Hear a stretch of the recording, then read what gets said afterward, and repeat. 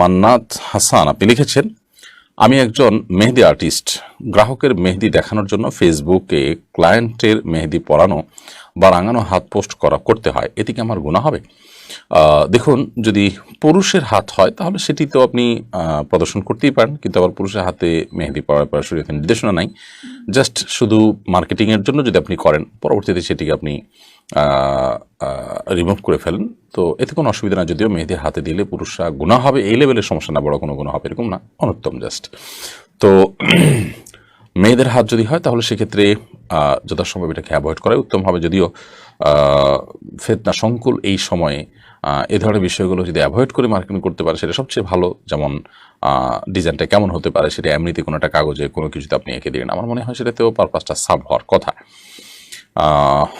আর যদি সেটা কোনোভাবে না হয় তাহলে সেক্ষেত্রে সতর্কতার সর্বোচ্চ লেভেলে গিয়ে ফিতনার সমস্ত রাস্তা বন্ধ হয় সেরকমটি নিশ্চিত করে যদি আপনি করতে পারেন সেটি জায়েজ হতে পারে। লুৎফুর রহমান লিখছেন, এখন থেকে কিভাবে রমাদানের প্রস্তুতি গ্রহণ করব? রমাদানের প্রস্তুতির অংশ হিসেবে আমরা শাবান মাসে বেশি বেশি নফল সিয়াম রাখবো, নফল রোজা রাখবো, এটি রমাদানের প্রস্তুতির একটি কাজ। দ্বিতীয়ত, রমাদানের মাসাইল ফাজাইলগুলো এখন থেকে জানবো। রমাদান মাস সংশ্লিষ্ট যে ইবাদত আছে সেগুলোর জন্য প্রস্তুতি গ্রহণ করা, যারা উমরা যাবেন এখন থেকে প্রস্তুতি নেওয়া, যারা তারাবির সালাতে অংশগ্রহণ করবেন, তারাবির সালাতে থাকবেন, তারা এখন থেকে তারাবির সালাতে যে অংশ তেলাওয়াত করা সেগুলো যেন বুঝতে পারেন, সেজন্য কোরআন কারীমের তর্জমা অথবা আমরা যে বই সংকলন করেছি তারাবির সালাতে কোরআনের বার্তা, সে বইটি সংগ্রহ করতে পারেন। এরকম আরও যে সমস্ত বই আছে যেগুলো দিয়ে আপনার রমাদানকে আপনি অর্থবহ করতে পারেন সেগুলো সংগ্রহ করা, এখন থেকে প্রস্তুতি নেওয়া, এটি রমাদানের প্রস্তুতির অংশ ইনশাআল্লাহ তাআলা। রুটিন করে ফেলা আগে থেকে যে ইবাদতবন্দি কখন কোনটা করব না করব, পরিকল্পনা করে ফেলা যে কোন কোন বিষয়গুলো আমার রমাদান ইবাদতে ব্যাঘাত সৃষ্টি করতে পারে সেগুলো এখন থেকে যাতে আমার এবাদতে বিঘ্ন সৃষ্টি না করে সেজন্য প্রস্তুতি গ্রহণ করা। ক্ষুদ্র লেখক আইডি থেকে আপনি লিখেছেন, 1 বছর আগে আমাদের টাকা ছিল 2 থেকে 3 লাখ, এখন 3 থেকে 4 লাখ টাকা আছে, এর মধ্যে 2 লাখ অন্যদের কাছে। 1 বছর আগে আমি বুঝি নাই, আমার মা বাবা জাকাত দেন নাই, এখন এই টাকার জাকাতের বিধান কি? এই টাকাটা যেহেতু আপনার মা বাবা ইতিমধ্যে দেননি, বিশেষ করে অন্যদের কাছে যে টাকা ছিল, এখন আপনি সে টাকা জাকাত দিতে পারবেন, কারণ জাকাত এমন একটা ইবাদত, যদি সময় মতো সেটি দেওয়া না হয় তাহলে পরবর্তীতে দিলেও কিন্তু সেটি আদায় হয়, অর্থাৎ পরে দিলেও আদায় হয়ে যাবে। আপনি এখনও দিতে পারেন, তবে বিলম্ব দিয়েছেন সেজন্য ইস্তেগফার করা উচিত। ফরিদুদ্দিন আপনি লিখেছেন, আমি 10ম শ্রেণীর ছাত্র, আমার বন্ধুদের অনেকে বইমেলায় গিয়ে বই কিনছে, আমিও কিছু বই কিনতে চাই, এরকম কিছু বই সাজেস্ট করুন যে বইগুলো একজন মুসলিম হিসাবে পড়া অত্যন্ত জরুরি। বইমেলাতে সেরকম সমৃদ্ধ ইসলামিক লাইব্রেরিগুলো স্থান আদৌ পেয়েছে কিনা আমি জানি না। প্রতি বছরই বইমেলা যাওয়ার চেষ্টা করি, এবছর এখনও বইমেলা আমি যেতে পারিনি। তো বইমেলা যাওয়া দরকার, বই কেনা দরকার, বই কিনতে মানুষকে উৎসাহ দেওয়া দরকার, প্রেরণা দেওয়া দরকার, এবং বইমেলাতে গিয়ে আপনি নিজেকে আলোকিত করতে পারেন এরকম বই পুস্তক কিনবেন। দেখুন, আলো এবং অন্ধকার নিয়ে যে ধোঁয়াশা আছে, যে বিভ্রান্তি আছে, যে ভিন্ন মত আছে আমাদের এই সমাজে, সেটি আমাদের কাছে পরিষ্কার হওয়া দরকার। একজন ইমানদারের কাছে ইমান হলো আলো, ওহী হলো আলো, আর ইমান এবং ওহীর আলো থেকে যারা বঞ্চিত তারা অন্ধকারে আছেন। অতএব সেই বিষয়টিকে মাথায় রেখে আপনার বই কেনা উচিত। কোরআনে কারীমের একটা সুন্দর অনুবাদ আমাদের সাথে থাকা দরকার। কোরআনে কারীমের একটা একেবারে সংক্ষিপ্ত ব্যাখ্যা সহকারে অনুবাদ হয় তাহলে আরও ভালো হয়। সেই সাথে একটা হাদিসের গ্রন্থ, নির্বাচিত হাদিসের গ্রন্থ ফয়জুল কালাম একটি হাদিসের গ্রন্থ আছে, যেটি বাংলাদেশে একজন স্বনামধন্য ব্যক্তিত্ব অনেক আগে সংকলন করেছিল, অত্যন্ত চমৎকার। সেটি বাংলা অনুবাদ হয়েছে, সেটি আমাদের সংগ্রহে থাকতে পারে, রিয়াদুস সালিহিন থাকতে পারে, আরও বিভিন্ন রকমের হাদিসের গ্রন্থ আছে যেগুলো নির্বাচিত হাদিস সংকলন, সেটি একজন মুসলমান হিসেবে আমাদের কাছে থাকতে পারে। রাসূলুল্লাহ সাল্লাল্লাহু আলাইহি ওয়াসাল্লামের একটি জীবনী থাকতে পারে, রাহিকুল মাখতুম থাকতে পারে, আর কোনো জীবনী নবী সাল্লাল্লাহু আলাইহি ওয়াসাল্লামের থাকতে পারে। এই বইগুলো আমাদের কাছে অবশ্যই থাকা উচিত এবং এগুলো আমাদের পড়া উচিত। এছাড়া আমাদের ইসলামী জ্ঞানকে সমৃদ্ধ করবার জন্য আরও যার যার যেই জায়গায় দুর্বলতা আছে সেই জায়গাতে দুর্বলতা কাটিয়ে ওঠার জন্য ইসলামিক বই পুস্তক কেনা উচিত। যে সমস্ত মানুষেরা আল্লাহর প্রতি তাদের যেমন বিশ্বাস আছে তেমন তাদের থেকে আমাদের উপকৃত হওয়ার সুযোগ আছে, সেরকম বইগুলো খুঁটে খুঁটে যেগুলো কোরআন হাদিসের আলোকে সমৃদ্ধ এবং দলিল সমৃদ্ধ, যেগুলো অবান্তর কোনো কথাবার্তা নেই, সেরকম বই পুস্তক আমরা খুঁজে কিনতে পারি। ইনশাআল্লাহ বিদিন আশা করা যায় এর মাধ্যমে আমরা আলোকিত হতে পারবো। এছাড়া জাগতিক কোনো বই পুস্তক যেটির প্রয়োজন আমার উপকৃত হওয়ার জন্য, আমার জ্ঞানকে সমৃদ্ধ করার জন্য, সেই বইগুলো আমরা খুঁজে খুঁজে কিনবো অবশ্যই প্রয়োজনীয় বই এবং উপযুক্ত বই এবং ভালো বই, সমৃদ্ধ লেখক এবং গবেষকদের বই আমরা খুঁটে খুঁটে কিনবো ইনশাআল্লাহ তাআলা। আসন্ন রমাদান উপলক্ষে অনেক আলেমুল আমাদের বই বেরিয়েছে, আমরা জানি আমাদের প্রিয় আরিফ আজাদের বই বেরিয়েছে, ডক্টর মিজানুর রহমান আজহারের বই বেরিয়েছে, শেখ আব্দুর রহমান সাইফুল্লাহর বই বেরিয়েছে, আমাদের তারাবির সারসংক্ষেপ তারাবির সালাতে কোরআনের বার্তা এই বইটি বেরিয়েছে। অতএব প্রত্যেকে যার যার প্রয়োজন অনুযায়ী পছন্দ অনুযায়ী বইগুলো আমরা সংগ্রহ করব, তবে সবসময় দেখব যে বইগুলো অথেন্টিক কিনা এবং লেখক গ্রহণযোগ্য ব্যক্তিত্ব কিনা, নির্ভরযোগ্য কিনা, সেগুলো দেখে ইনশাআল্লাহ আমরা বই কিনব। সাইফুল ইসলাম শরীফ আপনি লিখেছেন ধূমপান ছাড়তে আপনার পরামর্শ চাই। ধূমপান ছাড়ার জন্য খুব দারুণ একটি সুযোগ বা মুখ্যম একটি সময় আসছে হলো রমাদানুল কারীম। রমাদান মাসে আমরা প্রায় 12 থেকে 14 ঘন্টা 15 ঘন্টা দেশভেদে আমরা সিয়াম পালন করে থাকি। তো এই যে 14-16 ঘন্টা আমরা সিয়াম পালন করে থাকি, এই টাইমে তো আমরা সিয়ামের কারণে এমনিতেই পানাহার করতে পারি না, ধূমপান থেকে তো বিরত থাকতেই হয়। যারা ধূমপায়ী তারা এই সময়ের বাইরেও তারাবিতে 1 ঘন্টা বা 1.5 ঘন্টা সময়, মিনিমাম 1.5 ঘন্টা সময় কমপক্ষে লেগে যায় উযু ইত্যাদি সব মিলিয়ে। তাহলে এই 1.5 ঘন্টা তিনি বিরত থাকেন, তাহলে 16 ঘন্টার সাথে আরও 1.5 ঘন্টা যোগ করলে 17, 17.5 ঘন্টা, বা 14 ঘন্টার সাথে যোগ করলে 15, 15.5 ঘন্টা। এরপর 6 ঘন্টা যদি আমরা ঘুমাই তাহলে দেখা যাবে যে আমাদের পুরো দিন এবং রাত 24 ঘন্টার মধ্যে মাত্র আর 1-2 ঘন্টা ট্যাকেল দিতে পারলেই কিন্তু আমাদের সময়টা পেরিয়ে যায়। অর্থাৎ ইফতারের পর থেকে তারাবি পর্যন্ত এই সময়টা আপনি একটু সবর করলেন, একটু নিজেকে অন্য কোনো কিছুতে ব্যস্ত করে রাখলেন এবং সংগ্রাম করলেন যে এই টাইমটাতে আমি কোনোভাবেই ধূমপান করব না, তারাবির সাথে সাথে শুয়ে পড়লেন, তাহলে ইনশাআল্লাহ বিদিনিল্লাহ আপনার জন্য এটি ছাড়াটা অনেক সহজ হবে। অর্থাৎ ছাড়ার একটা উপযোগিতা, একটা উপলক্ষ তৈরি হয় রমাদান মাসে। আর মানুষ যখন হিম্মত করে, সৎসাহস করে, মানুষ দ্বারায় অসম্ভব আসলে কিছুই থাকে না। দরকার সেই সিরিয়াস লেভেলের সদিচ্ছা। ইচ্ছাটা দুর্বল থাকলে মানুষ আসলে করতে পারে না, ইচ্ছাটা প্রবল থাকা উচিত এবং যে কোনো মূল্যে আমি করবো প্ল্যান করা উচিত। বিষয়টা এরকম না যে এটা না করলে আমি মরে যাবো, এই পর্যায়ে না। একটু কষ্ট হবে, এতটুকু কষ্ট তো আমি সহ্য করার মতো মানুষকে থাকতে হবে। আল্লাহ তাআলা আপনাকে তৌফিক দান করুন এই বদ অভ্যাসটি পরিত্যাগ করার, এবং যে সমস্ত ভাইরা আমরা এই সমস্ত রোগে আক্রান্ত, বদ অভ্যাসে আক্রান্ত, আল্লাহ তাআলা তাদেরকে উদ্ধার করুন। মিনহাজ পারভেজ আপনি লিখেছেন সালাতে সিজদার সময় আগে নাক নাকি কপাল দিতে হবে, আর সিজদা থেকে ওঠার সময় আগে নাক নাকি কপাল উঠাতে হবে? দেখুন, আমরা যখন সিজদা যাব তখন সিজদা যাওয়ার পর নাক এবং কপাল অলমোস্ট কাছাকাছি সময় আমাদের পড়বে। এখানে আসলে আগে পরের কোনো ব্যাপার না, এবং ওঠানোর ক্ষেত্রেও তাই একসঙ্গে উঠতে পারে। মূলত হাত আমাদের আগে যাবে, এরপর আমাদের মাথা যাবে, মাথার মধ্যে স্বাভাবিকভাবে কপাল আগে, এরপর নাক যেতে পারে, ওঠার ক্ষেত্রেও তাই। কিন্তু যদি একটু এদিক সেদিক হয়ে যায় তাতে কোনো সমস্যা নেই। ফরজউদ্দিন লিখেছেন আমি 10ম শ্রেণীর ছাত্র, আমার অনেক বন্ধু বলা যায় বই কিনছি, আপনার প্রশ্ন উত্তর আমরা দিয়েছি। রোমা খান আপনি লিখেছেন তারাবি নামাজ 4 রাকাতের নিয়মতে পড়া যাবে কিনা? তারাবির সালাত আপনি একসঙ্গে 4 রাকাত পড়তে চাচ্ছেন সম্ভবত। দেখুন, তারাবির সালাত 2 রাকাত করে পড়বেন। শুধু তারাবির সালাতই নয়, নবী সাল্লাল্লাহু আলাইহি ওয়াসাল্লামের একটা হাদিস রয়েছে, সালাতুল লাইলি ওয়ান নাহারি মাসনা মাসনা, রাত এবং দিনের সালাতগুলো 2 রাকাত করে পড়বে। এই জন্য ফরজ সালাত এবং নির্দিষ্ট যে ফরম্যাট রাখা আছে সেই ফরম্যাট সালাতের বাইরে সকল সালাতগুলো আমরা 2 রাকাত করে পড়ব, নফল এবং এক্সট্রা সালাতগুলো। সেই হিসাবে আমরা তারাবির সালাত এটিও এক প্রকারের নফল এবং সুন্নাহ সালাত, বিধায় সেটিও আমরা 2 রাকাত করে পড়ব। 4 রাকাত একসাথে পড়াটা সুন্নাহ নয়, যদি কেউ পড়ে ফেলেন আদায় হয়ে যাবে, বাট 2 রাকাত করে পড়াটাই হলো উত্তম এবং সেটি হলো সুন্নাহ। নাহিদা মাহবুব লিখেছেন মুখে ছেলেদের মতো ছোট দাড়ি উঠলে করণীয় কি একজন মেয়ের? যদি ছেলেদের মতো এরকম দাড়ি উঠে এবং সেটি আপনার রীতিমতো দৃশ্যমান থাকে, তাহলে সেক্ষেত্রে সেটিকে রিমুভ আপনি করতে পারেন। সেটি বিউটি পার্লারে গিয়ে হোক, কোনো ডাক্তারের কাছে গিয়ে হোক, অথবা আপনি নিজে সেটাকে ফেলে দিতে চান, যে কোনো মূল্যে আপনি এটাকে ফেলে দিতে পারেন, উফড়ে ফেলতে পারেন, যাতে আর না উঠে সে ব্যবস্থা নিতে পারেন।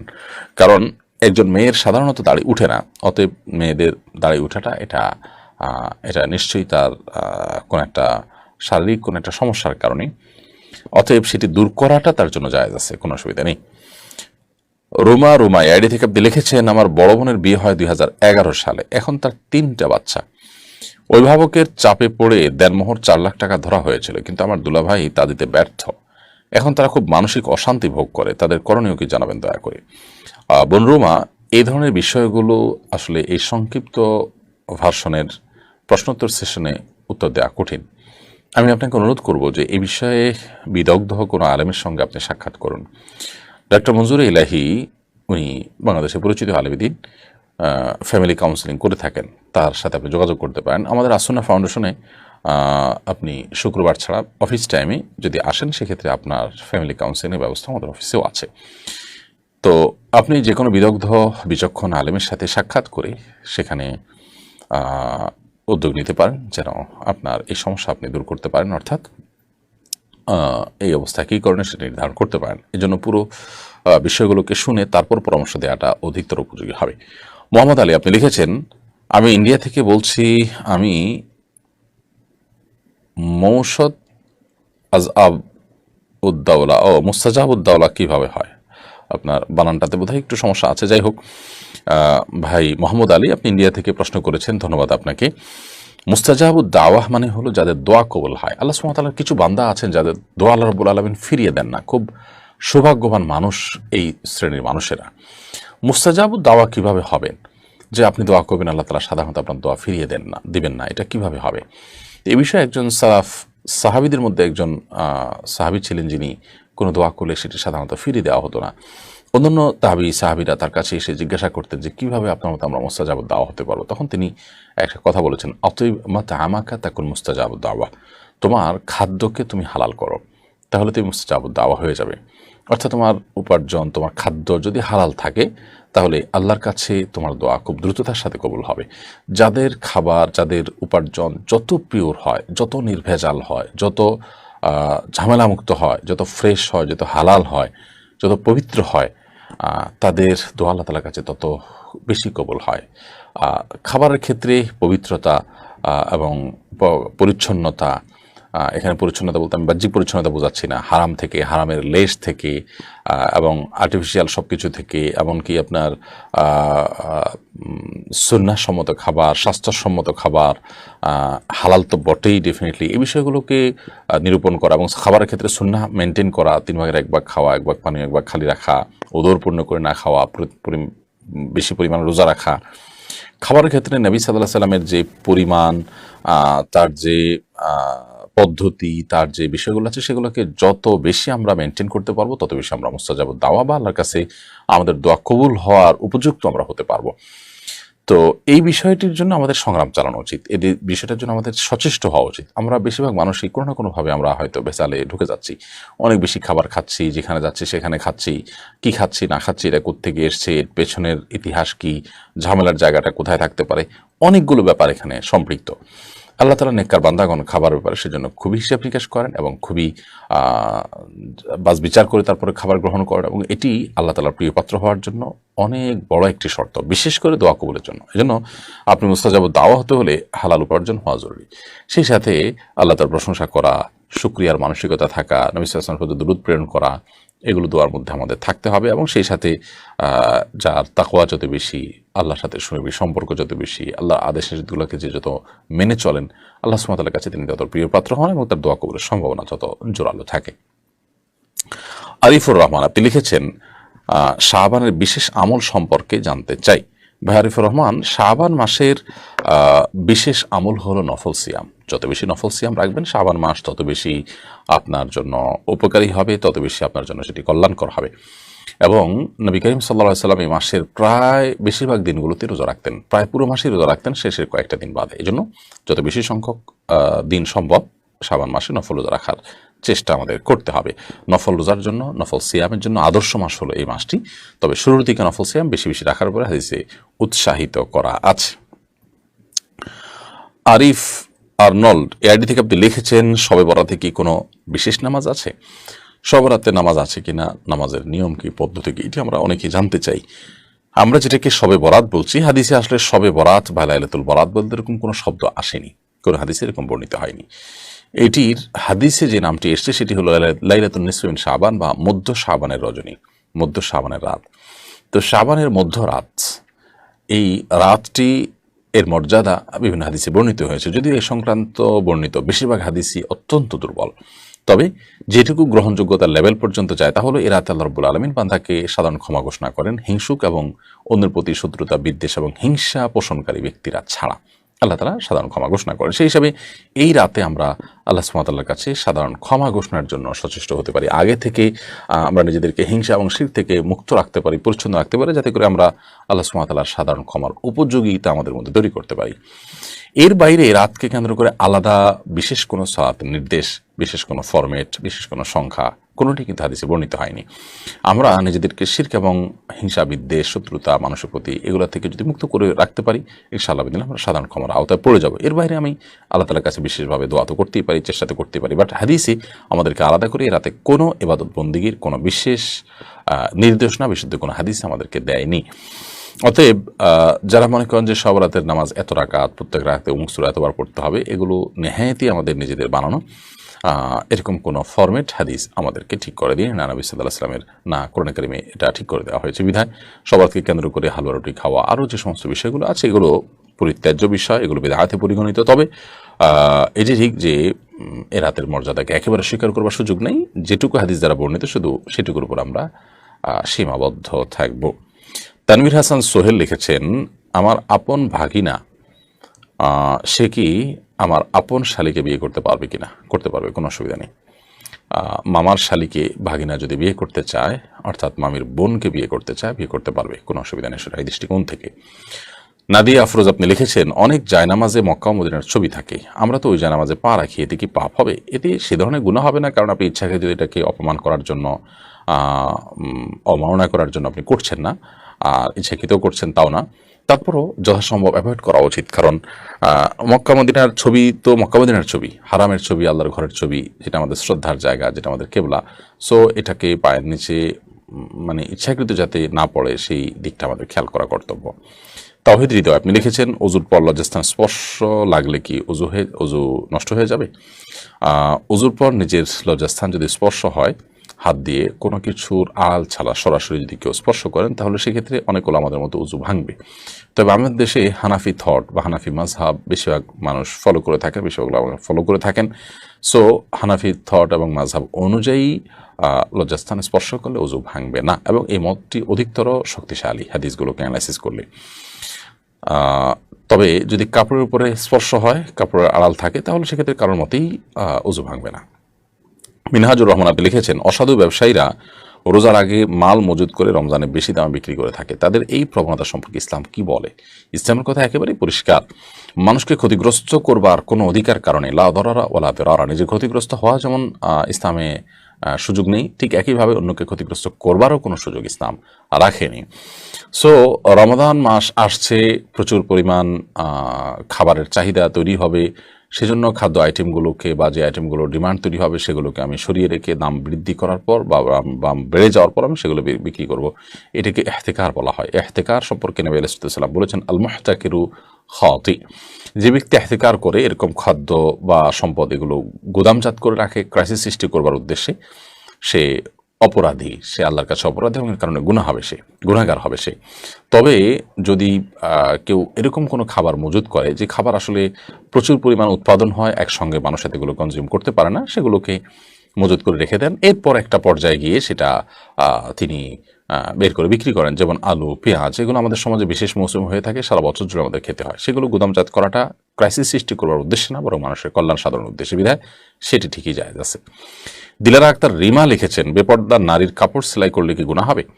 বেপর্দা নারীর কাপড় সেলাই করলে গুনাহ হবে না, যদি সেটা মধ্যে মৌলিকভাবে কোনো অন্যায় কোনো কিছু না করা হয়। অর্থাৎ এমন পোশাক তৈরি করলেন যে পোশাক আসলে অন্যায় কাজে ব্যবহার করা হবে, আপনি নিশ্চিত সেই কাজে আপনি ব্যবহার করার জন্য আপনাদেরকে অন্যায় কাজেই প্রকারান্তরে সহযোগিতা করলেন, সেটা জায়েজ হবে না। বাট এমনিতে কাপড় সেলাই করছেন আপনি, সেটা কি ভালো মানুষের না মন্দ মানুষের, মুসলমানের না অমুসলমানের, সেটা আপনার দেখা দেখির বিষয় নাই।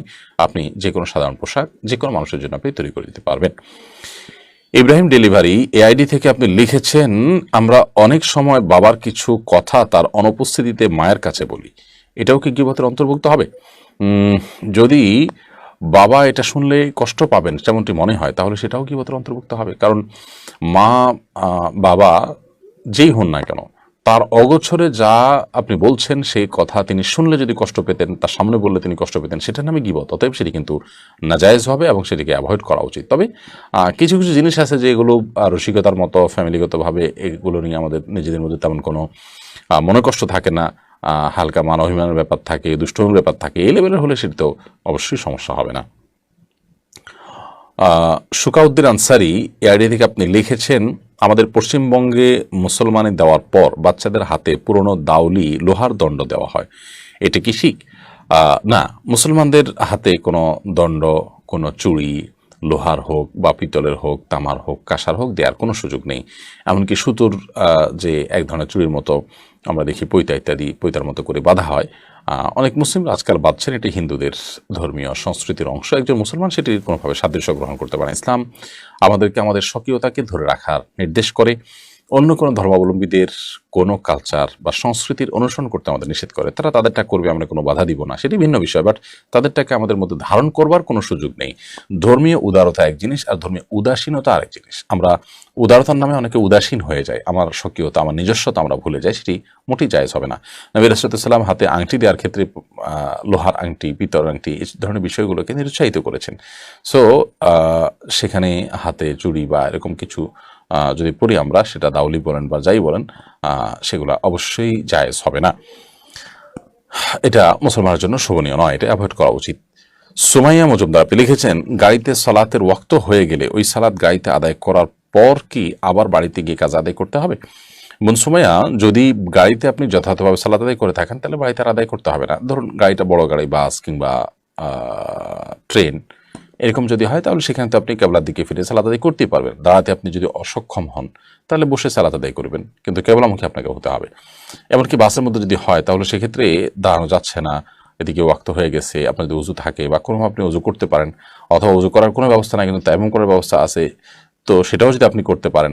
আসলে চেষ্টা করলে একটু কষ্ট হয়, অনেক কিছুই কিন্তু সম্ভব হয়, অনেক কিছুই সম্ভব হয়। আমরা একটু চেষ্টা করলে উজুও করতে পারি, অনেক কিছুই করা যায়, একটু কষ্ট হয়।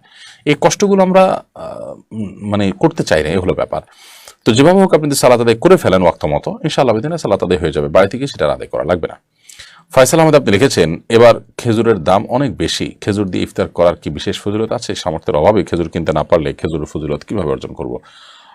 ভাই ফয়সাল আহমদ, খেজুর দিয়ে ইফতার করাটা ফরজ ওয়াজিব লেভেলের তো কোনো বিষয় নয়। নবী করিম সাল্লাল্লাহু আলাইহি সাল্লাম খেজুর দিয়ে ইফতার করতে পছন্দ করতেন। যদি খেজুর কখনো না থাকে তাহলে সেক্ষেত্রে পানি হবে তার উত্তম বিকল্প। বিধায় খেজুরের দাম খুব বেশি হওয়ার কারণে যদি খেজুর আপনি কিনতে না পারেন, আপনি একটু পানি পান করে আপনার রোজা ভঙ্গ করবেন, অর্থাৎ ইফতার করবেন, এরপর অন্যান্য খাবার আপনি গ্রহণ করবেন। ইনশাআল্লাহ বিদিনিল্লাহ এতে আপনি পরিপূর্ণ সওয়াব পেয়ে যাবেন, আল্লাহ যদি তৌফিক দান করেন। রিনা বেগম লিখেছেন, একজন হাফেজ কত বছর বয়স থেকে তারাবি পড়াতে পারে? দেখুন, অপ্রাপ্ত বয়স্ক বাচ্চা তারাবি পড়াতে পারে কিনা, হাম্বলি ফিকহ অনুযায়ী, সৌদি আরব উলামা ইকরামের দৃষ্টিভঙ্গি অনুযায়ী অপ্রাপ্ত বয়স্ক বাচ্চাও তারাই পড়াতে পারে। সাহাবীদের মধ্যে এরকম একটি ঘটনা ঘটেছে, একজন বাচ্চার পিছনে সাহাবীরা সালাত আদায় করেছেন, সেই জায়গা থেকে ওনারা ফতোয়া দিয়ে থাকেন। যদিও হানাফি ফিকহ অনুযায়ী, হানাফি মাযহাব অনুযায়ী প্রাপ্তবয়স্ক না হলে তার পেছনে ইক্তেদা জায়েজ হবে না। বিধায় প্রাপ্তবয়স্ক বাচ্চা, অর্থাৎ বালেগ হয়েছে যখন থেকে, তার স্বপ্নদোষ শুরু হয়েছে কিংবা কমপক্ষে 15 বছর বয়স হয়েছে, তখন থেকেই সে তারাবি সালাতের ইমামতি অন্যান্য সালাতের মতো করতে পারবে। এমডি আব্দুল্লাহ লিখেছেন, বক্সিং অথবা মিক্সড মার্শাল আর্ট শেখা কি জায়েজ হবে? আত্মরক্ষার উদ্দেশ্যে, শরীর চর্চার উদ্দেশ্যে যদি কেউ এটা শিখতে চায়, কোনো অসুবিধা নেই। এটার মধ্যে এমন কিছু নেই যেটা হারাম। বিধায় আপনি শরিয়ার কোনো সীমানা যদি লঙ্ঘন করতে না হয়, সেরকম বিষয় যদি না থাকে, সো এরকম কোনো কিছু শিখতে বা চর্চা করতে কোনো অসুবিধা নেই। আহমদ শাকির নাজাত আপনি লিখেছেন, মোবাইল স্ক্রিনে কোরআন পড়ার হুকুম কি? মোবাইল স্ক্রিনে কোরআন আপনি তেলাওয়াত করতেই পারেন, এবং প্রিন্টেড কোরআন থেকে তেলাওয়াত করলে যেরকম সওয়াব পাবেন, মোবাইল স্ক্রিন থেকে কোরআন তেলাওয়াত করলে একই সওয়াব পাবেন। মোবাইল স্ক্রিন থেকে তেলাওয়াত করলে সওয়াব আপনি কম পাবেন এরকম কোনো কথা নেই। আপনি কোরআন তেলাওয়াত করবেন, সেটা কোথা থেকে দেখে পড়বেন? কাগজ এখন আবিষ্কার হয়েছে, একসময় কাগজ ছিল না, মানুষ চামড়া থেকে দেখে পড়েছে, চামড়া থেকে দেখে পড়েছে, এখন আমরা মোবাইল স্ক্রিন থেকে যদি দেখে পড়ি একই কথা। মোবাইলে পড়েন, যেখানে পড়েন তেলাওয়াত সব আপনি পাবেন। তবে মোবাইল স্ক্রিনে তেলাওয়াত করার সময় উজু লাগবে কিনা? অনেক ওলামা ইকরাম উজু লাগবে বলেছেন। আমার কাছে উজু লাগবে না যে মতটি যে ওলামা ইকরাম বলেছেন সেটি অধিকতর শক্তিশালী মনে হয়। কারণ হলো, প্রথমত এটি সফট কপি না, এটি হার্ড কপি না, যার কারণে এটিকে আমরা চাইলেও ধরতে পারবো না, এটা ধরার মতো জিনিস না, স্পৃশ্য না। দ্বিতীয়ত, এটার উপরে সেন্সর, তার উপরে আবার গ্লাস থাকে, সব মিলিয়ে সবচেয়ে বড় কথা ওটা স্পর্শ করার মতো না। বিধায় এটা ধরলে উজু ভঙ্গ হবে না। ওইটা যদি ধরে তেলাওয়াত করা হয় তাহলে উজু না থাকলেও গুনাহ হবে না, তবে উজু করে তেলাওয়াত করা তো সন্দেহাতীতভাবে উত্তম বলাই বাহুল্য। এমডি ওয়ালিদ হাসান লিখেছেন, ইফতার এবং সাহরিতে কতটুকু পরিমাণ খাওয়া সুন্নাহসম্মত? ইফতার হোক, সাহরি হোক, আর অন্য সাধারণ খাবার হোক, সব ক্ষেত্রে আমাদের প্রিয় নবী সাল্লাল্লাহু আলাইহি সাল্লামের সুন্নাহ হলো পেটের 3 ভাগের 1 ভাগ খাদ্য, 1 ভাগ পানীয় এবং 1 ভাগ খালি রাখা। তাহলে এটি আমাদের জন্য স্বাস্থ্যগত দিক থেকে উপকারী এবং নানা দিক থেকে এটি আমাদের জন্য কল্যাণের। বিধায় সেই বিষয়টি আমাদের মাথায় রেখে খাওয়া উচিত। ইফতার এবং সাহরির জন্য আলাদা কিছু নেই। আমরা অনেকে মনে করি রমজান মাসে খাবারের কোনো হিসাব নেই, ইফতারের খাবার কোনো হিসাব নেই, এই জন্য আমরা অপরিমিত খাবার অনেকে গ্রহণ করে থাকি, যেটা আমাদের করা উচিত নয়। রুহুল আমিন আপনি লিখেছেন, অন্তঃসত্ত্বা স্তন্যদানকারী মায়েদের জন্য কি রোজা কাজা করার সুযোগ আছে? অন্তঃসত্ত্বা কিংবা স্তন্যদানকারী হলেই তিনি রোজা না রেখে রমজান মাসে অন্য সময় রোজা রাখার সুযোগ নেই। তবে যদি তিনি এতটা অসুস্থ থাকেন অন্তঃসত্ত্বা অবস্থায় যে তার রোজা রাখার কোনো সামর্থ্য নেই, অনবরত বমি হতে থাকে, তিনি ব্যাপক অসুস্থ হয়ে পড়েন, স্যালাইনের উপরে থাকতে হয়, এরকম কারো হয়, যদি এই পর্যায়ে চলে যায় যে তিনি রোজা রাখতে সক্ষম নন, তাহলে সেক্ষেত্রে তিনি অন্য সময় রোজা রাখলেও হবে।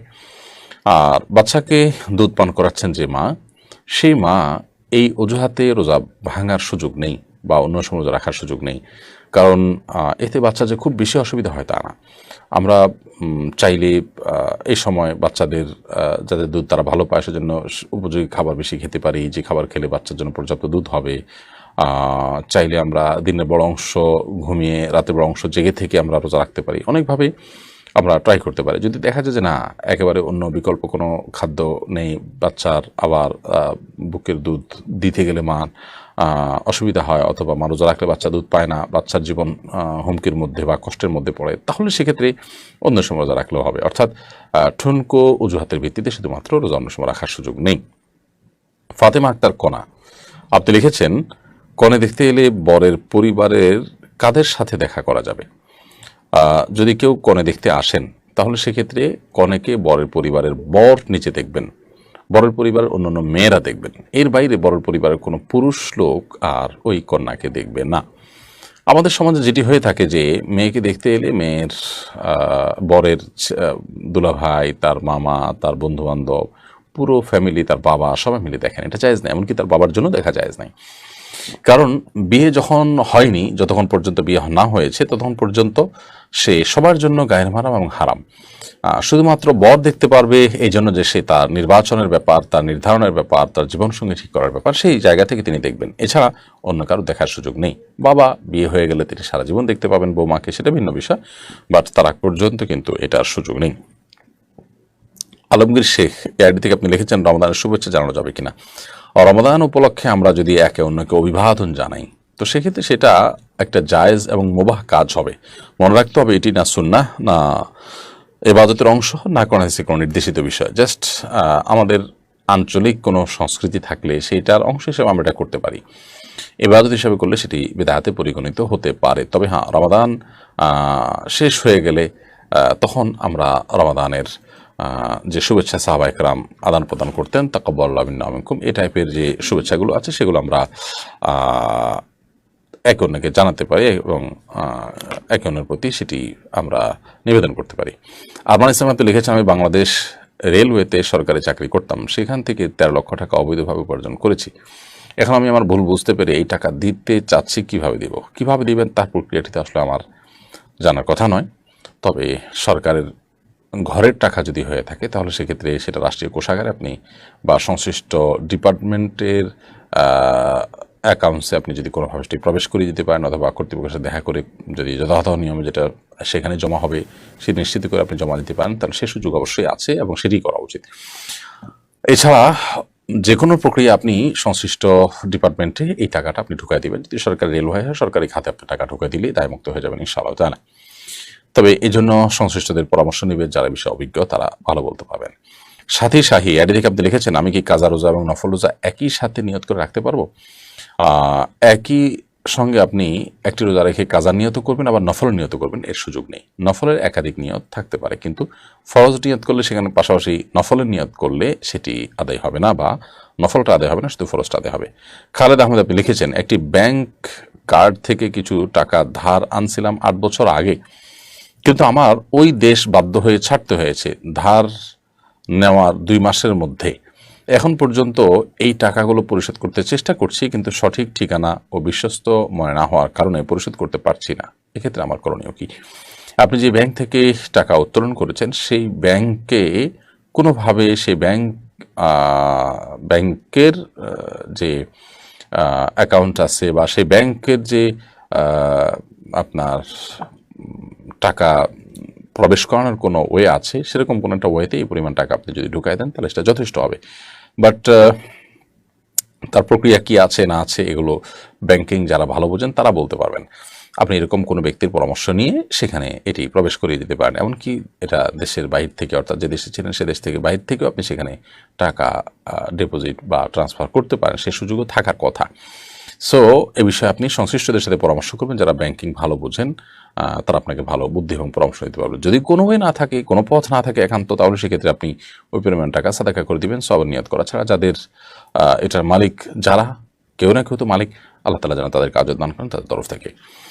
এমডি শাহরিয়ার সাজিদ আপনি লিখেছেন, আমার মা বলেন জামা কাপড় ধোয়ার সময় 3 বার বিসমিল্লাহ বলতে হবে। আমার প্রশ্ন, এটা কি কুসংস্কার? না, আপনি জামা কাপড় ধোয়ার সময় 3 বার ধোবেন, প্রত্যেকটা কাজ শুরুতে যদি বিসমিল্লাহ বলতে হয় সেই বিসমিল্লাহ বলবেন। এটাকে কুসংস্কার বলার সুযোগ নেই। আপনার এমনিতে কাপড় ধোয়ার ক্ষেত্রে যে জিনিসটা আপনাকে লক্ষ্য রাখতে হবে সেটি হলো, আপনি মনে রাখবেন যে নাপাক যদি লেগে থাকে সে নাপাক যেন পরিষ্কার হয়ে যায়। যদি দৃশ্যমান নাপাক না থাকে তাহলে সেক্ষেত্রে 3 বার ভালো করে চিবাবেন, ধুয়ে ইনশাল্লাহ তাতে পবিত্র হয়ে যাবে।